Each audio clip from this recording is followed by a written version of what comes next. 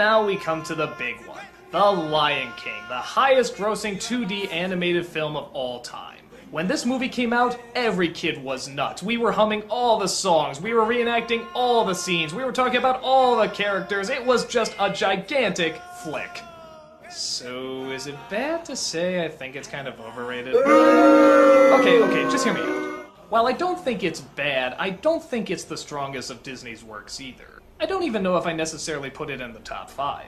But that doesn't mean there aren't some very impressive things about it, or that the film as a whole doesn't work. Well, here, let's start from the beginning. We start with the birth of the new Prince Simba. Do I even need to tell you how they celebrate this?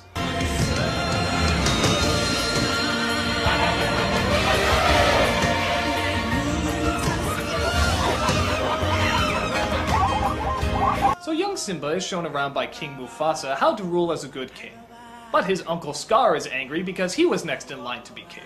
So he constantly tries to set traps with the hyenas to kill him off. But Mufasa is always there to save him, so there's only one logical choice: kill Mufasa. This leads to a very intense and very well done chase scene with a bunch of wildebeest. Scar sees his opportunity and throws him off a cliff. Simba, thinking that he started the stampede, feels incredibly guilty and Scar advises him to run away. Why he doesn't just kill him right there, I don't know. But Simba goes into exile and comes across a team known as Timon and Pumbaa. They tell him that it's okay to run away from your problems and start a new life over. And that's exactly what he does.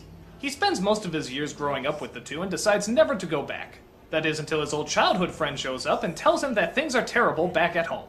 And since he is the rightful king, he's the only one that can go back and make things better. But Simba doubts himself, thinking he still killed his father, until he gets a vision in the sky. His father says nut up, and Simba decides to go back home and fight his uncle. And you know the drill. Big climax, comic relief, get some laughs, and then the final showdown between the two of them. Okay, so what problems do I have with a story that actually seems almost adult? And that is stole from the most famous of adult plays. Well, let's get to my biggest problem with the film. The message. Actually, the message I really like, and I think it's a very adult message. I especially like it when he talks to Rafiki about it. Ow! Jeez, what was that for? It doesn't matter. It's in the past. Yeah, but it still hurts. Yes, the past can hurt. But the way I see it, you can either run from it or learn from it. Now that's really clever, and I'm totally behind that. What I'm not behind is that when he does go back to face his fears start to win, and everything he was taught before suddenly is working against him. Nobody even gets behind him, nobody's standing up for him. That is until it turns out he didn't commit the crime that he thought he did. So, I guess the moral of the story is never take responsibility for what you've done because nobody will be behind you unless it turns out you didn't really do it.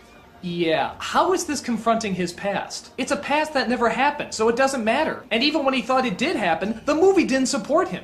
Almost as if the film was saying if he did accidentally kill his father, he deserves to die.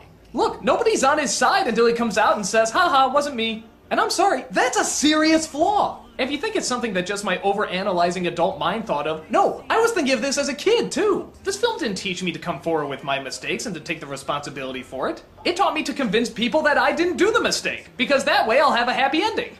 Okay, so good intention gets totally botched. What else don't I like? Well, the songs. Yeah, I know, but I'm sorry, I don't like these songs. Well, I take it back. Be Prepared is awesome. Circle of Life is good.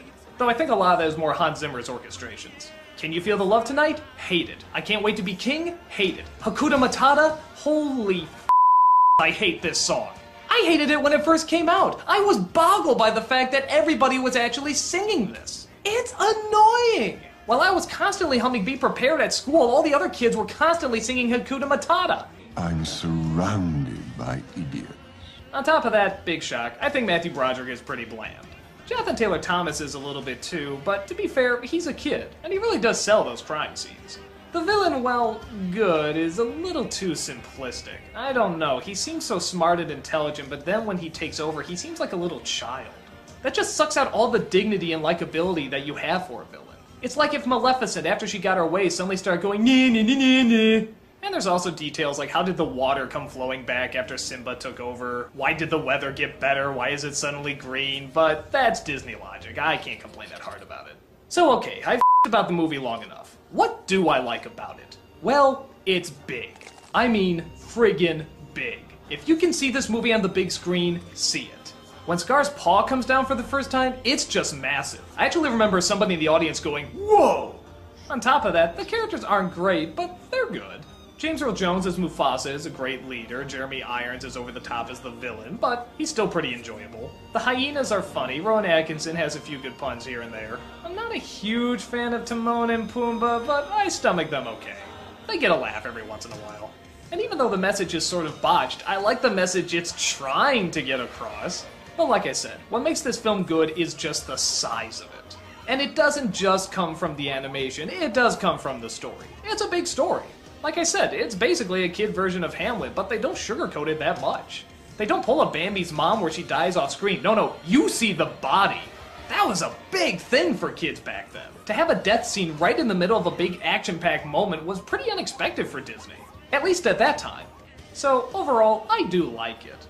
I do wish some of the other Disney films got more attention and made more money, but that doesn't mean the original film is bad. It's a big film with a pretty big story and a pretty big message.